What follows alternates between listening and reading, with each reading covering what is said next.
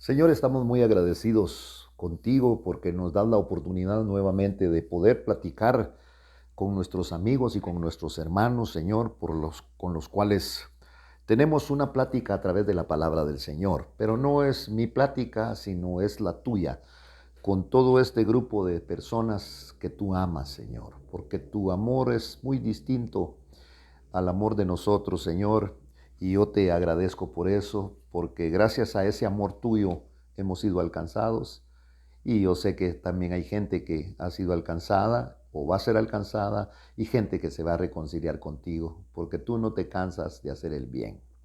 Así que, mis estimados hermanos y amigos, nos los saludamos en el nombre de Cristo Jesús. Queremos hacer una oración eh, por aquellas personas que nos han suplicado, que nos han pedido, y por las que no conocemos, que están pasando algún tipo de necesidad y que han puesto su confianza en ti. Padre, en el nombre de Jesús, una vez más, Señor, te damos gracias y siempre lo estaremos repitiendo, que no nos cansaremos de agradecerte, porque gracias a ti, Señor, todavía estamos con vida y tú nos provees y cubres nuestras necesidades. Ahora, Señor, aprovechamos este momento para suplicarte por las peticiones, por las necesidades de aquellas personas que te conocen. Y en el nombre de Jesús te pedimos por aquellos que se han alejado, Señor, y por aquellos que no te conocen. En el nombre de Jesús, ahora háblanos, Señor, a través de la palabra.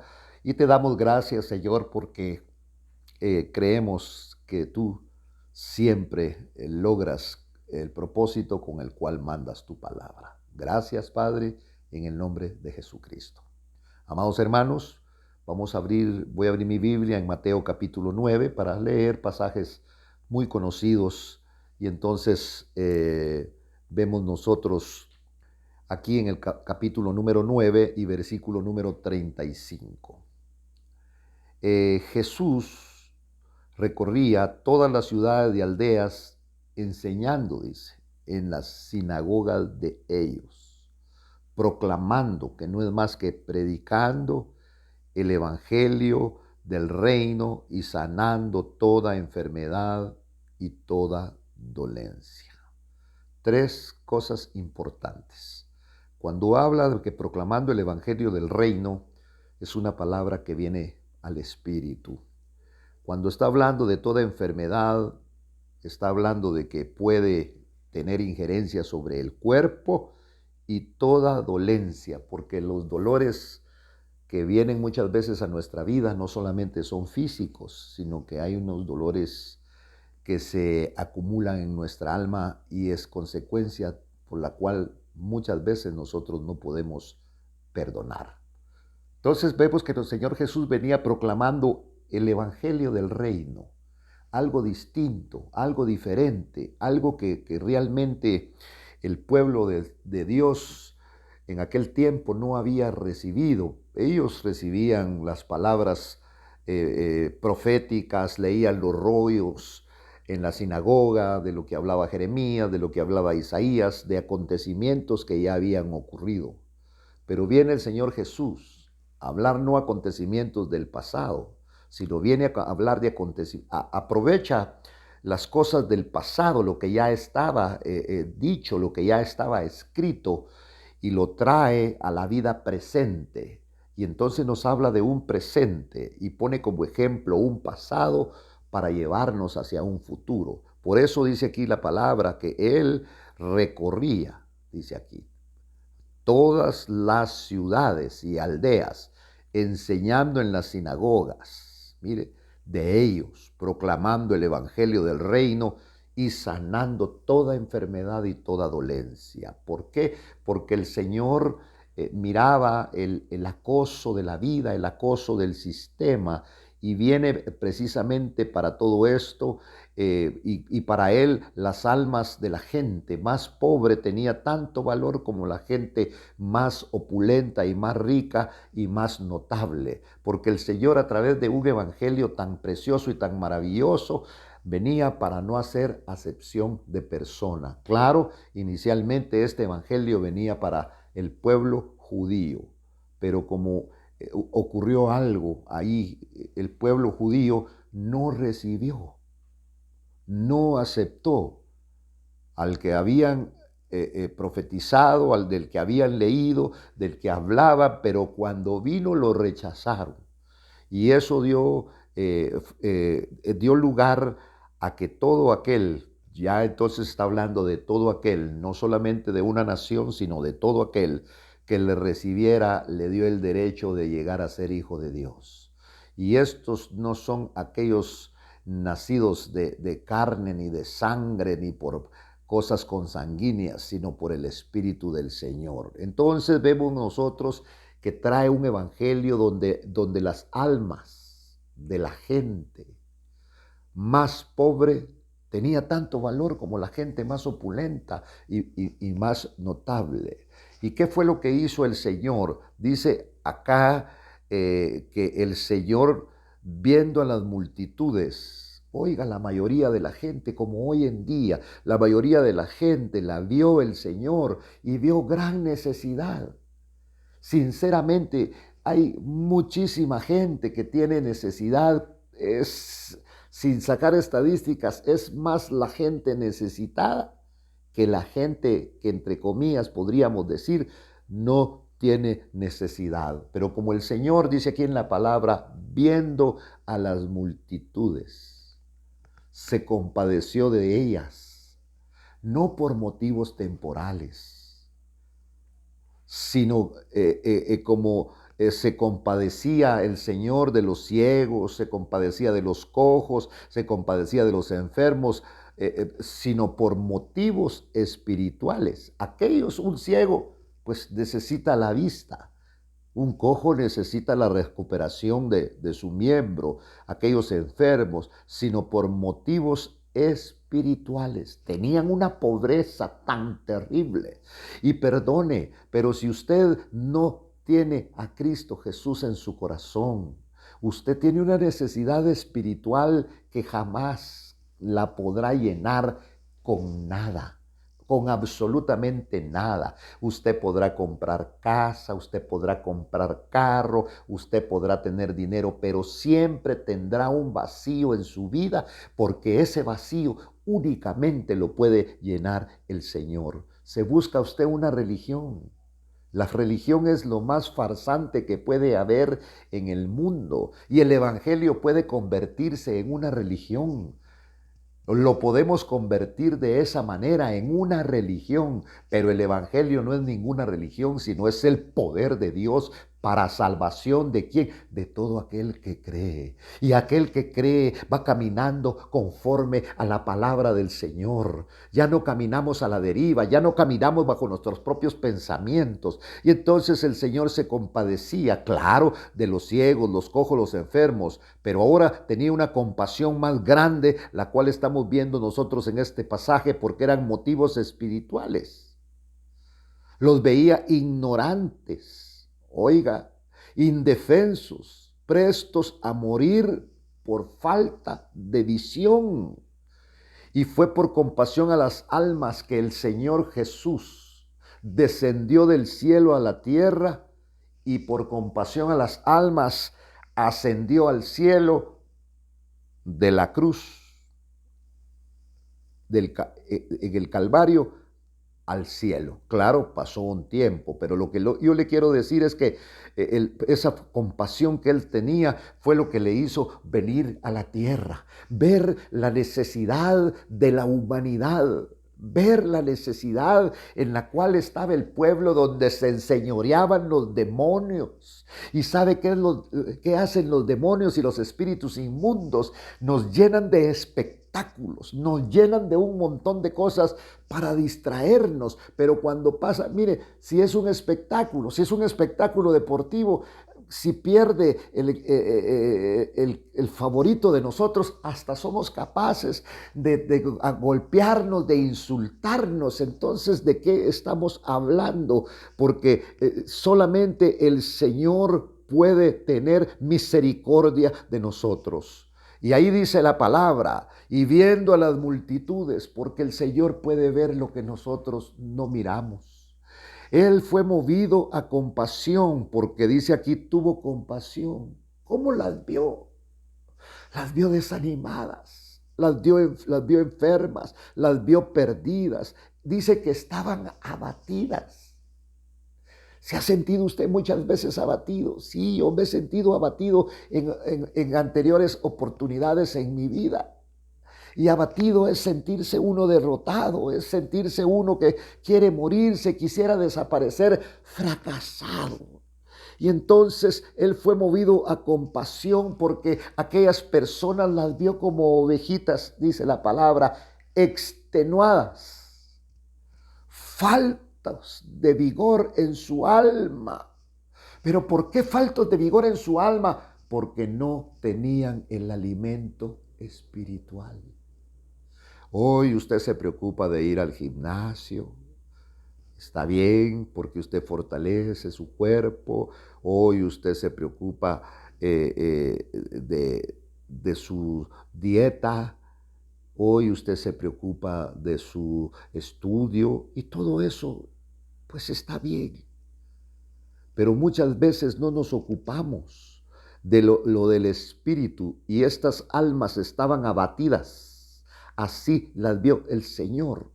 Fue movido a compasión porque estaban extenuadas, faltas de fuerza, faltos de vigor. A veces cuando estamos faltos de fuerza y faltos de vigor, quisiéramos nosotros realmente morir. ¿Y por qué? ¿Cuál era la razón? No tenían el alimento espiritual conveniente. Los escribas, los fariseos, les llenaban de vanas ilusiones y nociones su alma. ¿Qué vigor podían tener? ¿Qué vigor espiritual podían tener las almas con cáscaras, con cenizas, en vez de tener el pan de vida? ¿Por qué el Señor Jesús dijo, yo soy el pan de vida? El que come de este pan no volverá a tener hambre, porque este pan es la vida, decía el Señor Jesús. Y esto es una verdad. Ahí estaban las ovejas, dice la palabra del Señor, viendo a las multitudes. Ahí estaban las multitudes. Él llevaba la palabra y las multitudes lloraban. Y las multitudes se volteaban a ver, avergonzados, porque a veces llorar da vergüenza. Y ahí estaban, aquella palabra tan poderosa que les hacía llorar. Aquellas palabras que les arrancaba un aleluya, que les arrancaba un gloria a Dios. Y entonces el Señor tuvo amor, tuvo compasión de ellas. ¿Por qué? Porque estaban angustiadas. Mire, hoy hay una gran angustia. Estamos angustiados por esta enfermedad. Estamos angustiados por esta pandemia. Estamos angustiados porque todavía no hay una medicina. Estamos angustiados, pero Cristo es la medicina, porque la palabra dice, el que cree en mí, aunque muera, vivirá. Entonces esa enfermedad no te puede matar. Te podrá quitar la vida física, pero detrás de la vida física hay algo maravilloso que es la vida espiritual. Estas ovejas, estas personas estaban angustiadas, estaban indefensas, estaban compungidas, estaban abatidas como ovejas que no tienen pastor. ¿Por qué como ovejas? ¿Por qué? Porque la razón es que la oveja no tiene garras para defenderse. La oveja no tiene un sentido de ubicación y es propensa a perderse y no encontrar el camino de vuelta. Y entonces ahí estaban. No hay un animalito tan propenso a extraviarse como la oveja. Y no puede defenderse de las fieras. No puede hallar por sí misma el pasto, hay que llevarla. A la oveja hay que pastorearla y llevarla. Y eso era lo que hacían antes, la llevaban y donde verían pasto, pues ahí la ponían a comer. Entonces, no caminan con un rumbo fijo, están sin dirección, incluso hasta de descansar. Esta es la condición de los pecadores. Y todos nosotros, dice la palabra, nos descarriamos. ¿En qué momento nos descarriamos? Usted era un niño, usted empezó a crecer, queríamos ser bomberos, queríamos ser policías, queríamos ser doctores, queríamos ser algo. Y cuando crecimos, nos descarriamos como ovejas que no tienen pastor. Por eso en Isaías 53, voy a ir ahí para complementar lo que yo le estoy diciendo en el versículo número 6, dice aquí, mire, todos nosotros nos descarriamos como ovejas y nos apartamos como ovejas y nos apartamos cada cual por su camino, pero el Señor hizo que cayera sobre él la iniquidad de todos nosotros. Mire, como ovejas, nosotros fuimos quienes nos extraviamos como ovejas. Nosotros fuimos los que abandonamos las sendas de Dios para seguir las nuestras. ¿Por qué cree usted que realmente la humanidad tiene tantos conflictos y tantos problemas? Porque no tienen a Dios en su corazón. Creemos en los líderes políticos, en las promesas que nos hacen. Y eso es falso, porque los hombres, ¿sabe cómo son los hombres? Me imagino como aquellos lobos que babean, que están viendo su presa y que la van a atacar. Así son estas personas que esperan llegar al poder para saquear las arcas y la gente seguir sufriendo. Es mentira que los gobernantes van a arreglar nuestra vida. El único que puede arreglar nuestra vida se llama Jesucristo. Él es la fuente, Él es el camino. Y entonces ahí estaban descarriadas, abatidas, como ovejas que no tienen pastor. Entonces el Señor habló a sus discípulos, los llamó, les quería dar una enseñanza y les dijo, la mies es mucha, oiga, mucho trabajo, pero los obreros son pocos. Miren, los obreros son pocos. Y entonces dice, por tanto, rogar al Señor de la mies que envíe obreros, trabajadores a su mies. Porque hoy quiero decirle que ya no hay pastores. Hoy hay líderes espirituales, conferencistas, ya no se ocupan de las ovejas. Y realmente si tienes una iglesia demasiado numerosa, es difícil que vayas y te desgastes buscando una oveja, pero cuando te metes con el Señor y le das el alimento adecuado, no es por estarle sobando el pelo a las ovejas, ni estarle sobando los hombros, es para darles el alimento adecuado. ¿Y cuál es el alimento adecuado? La palabra bendita del Señor. Ese es el alimento y las ovejas tienen que aprender que se van a nutrir y que la fortaleza no viene que te sobe la espalda ni la cabeza a un hombre, sino viene por la palabra bendita del Señor. Entonces, el padecimiento de estas multitudes es que están dispersas. ¿Por qué? Por el acoso de la vida. No pueden remediar todo esto. Mire, un padre biológico, un maestro, una madre, un esposo, ni un presidente puede arreglar todas estas cosas. Es triste, muy lamentable ver a la iglesia acosada, teniendo que hacer lo que no hace un rey, lo que no hace un maestro, lo que no hace una madre, lo que no hace un marido. Lo tiene muchas veces que hacer un pastor. Y un pastor, pero el verdadero pastor es aquel que está equipado por el Espíritu Santo y que ha tenido un encuentro personal con el Cristo de la gloria. No el que salió de un teologado, no el que salió de un seminario teológico, sino aquel al cual el Dios del cielo le ha levantado. El verdadero pastor. Ahora por eso es que tenemos licenciatura, tenemos doctorados, tenemos profesorados, tenemos bachilleratos en teología, porque el pastor no tiene parte en la sociedad.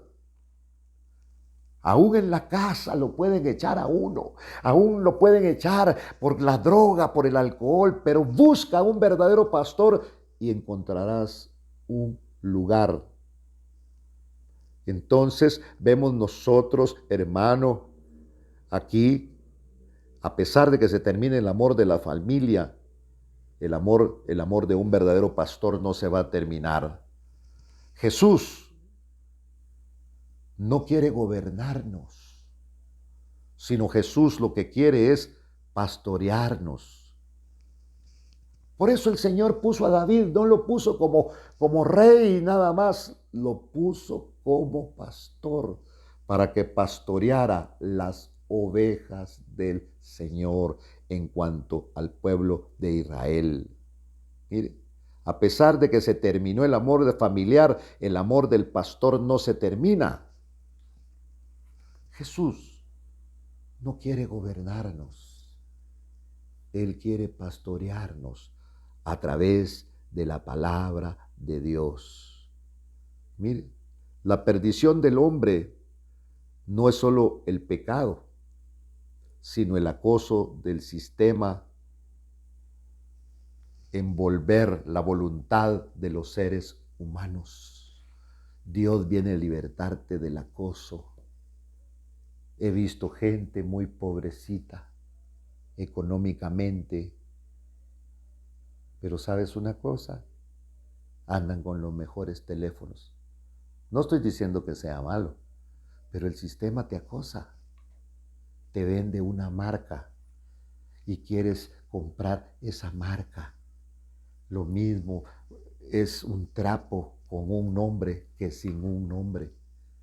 El sistema te acosa.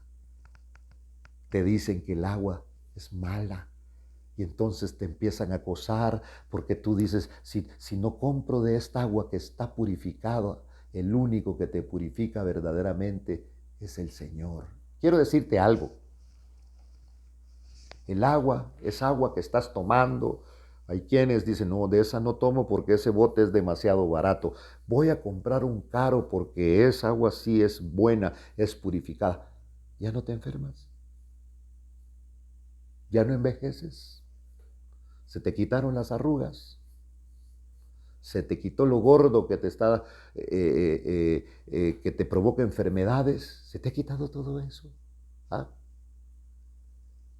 Productos, la gente dice, no, esta agua gaseosa no me la voy a tomar porque tiene mucho azúcar. Me voy a tomar un jugo. ¿Sabes tú que un jugo tiene más azúcar todavía que un agua gaseosa? Que tiene preservantes, que tiene químicos, que afectan realmente nuestra alma. Por eso te digo, el acoso de la vida.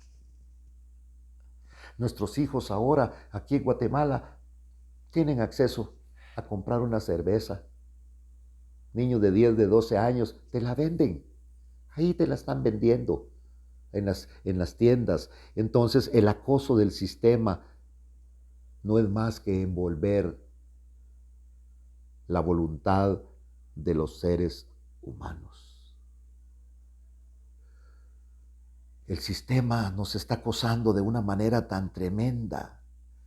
Ahora los científicos han investigado de que no hay que llevar mucho sol porque el sol te da cáncer. ¿Y qué será que las plantas no aparecen cancerosas? ¿Qué será que las plantas necesitan del sol para poder crecer?